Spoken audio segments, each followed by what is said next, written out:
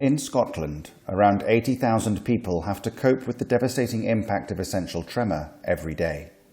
Activities that most of us take for granted become practically impossible.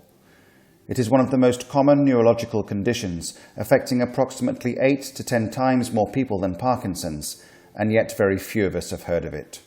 Tomorrow, Ian Sharp will be treated for his essential tremor with focused ultrasound. Yeah. So my name's Ian Sharp. I live in Moray, just outside Dufftown. I originally noticed the tremor in my early 30s, about 32, 33. Mainly in my handwriting at that time.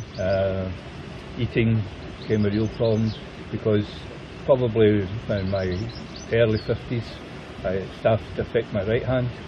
I don't do anything with my left hand anymore, and my right hand, which I was doing, like I changed my writing to my right hand because I was left-handed, but now that's gone. Can't do that anymore, and it kind of takes over your life after that. I'm really into cooking, so using knives became a real issue. You can imagine, I've still got them on my fingers, but only just. Gripping a chair hides the tremor. When Ian raises his arm, the tremor becomes obvious. So people don't really understand that this is a condition which affects people dramatically in their life.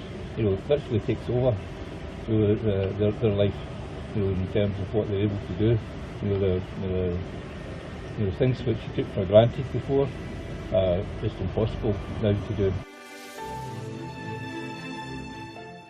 The next day, Ian attends the imaging facility at the University of Dundee, where he will be treated with focused ultrasound in the MRI department.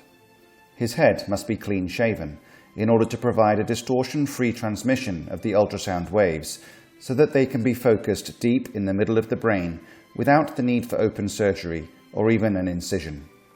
A frame is attached to ensure no movement during the procedure, for which Ian is awake the entire time.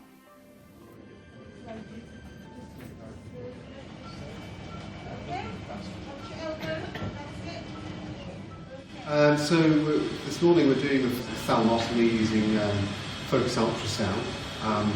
Much of this morning has been devoted to preparing the patient. They're just currently having their first set of MRI scans before we go and assess them clinically to establish the severity of their tremor, and before we start to treat using the ultrasound system.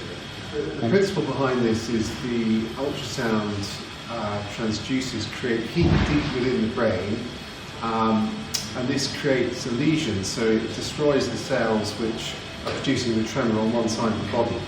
And in the process of about 3 hours, we will build up to creating permanent therapeutic suppression of the tremor for this patient. Now that the planning images have been acquired, it's time for Tom to assess just how bad Ian's tremors are prior to treating him with the focused ultrasound.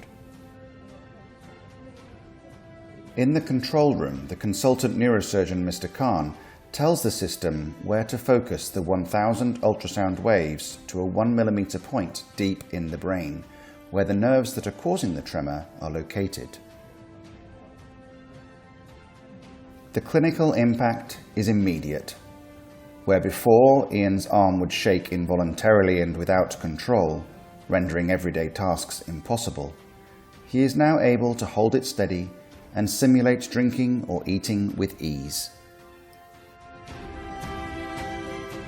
The standard test for tremor severity is for patients to copy a spiral template.